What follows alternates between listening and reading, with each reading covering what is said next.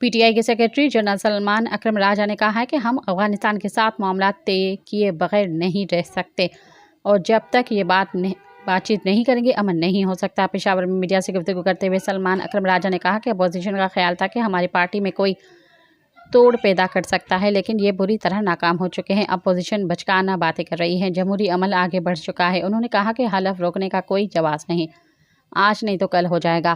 سہیل آفریدی وزیر رہ چکے ہیں، تجربہ کار ٹیم ان کے ارد گرد موجود ہے۔ تجربہ بلاول بھٹو کا کیا تھا جو اب سہیل آفریدی پر سوال اٹھ رہے ہیں؟ سلمان اکرم کا کہنا تھا کہ اسلام آباد کی طرف مارچ کرنے کا ہمارا کوئی ارادہ نہیں ہے۔ ایک سوال کے جواب میں انہوں نے کہا کہ افغانستان کا پاکستان پر حملہ افسوسناک ہے، تاہم ہم افغانستان کے ساتھ معاملات طے کیے بغیر نہیں رہ سکتے، افغانستان کے ساتھ سرحد بند بھی نہیں کر سکتے، معاش اور روزگار منسلک ہے۔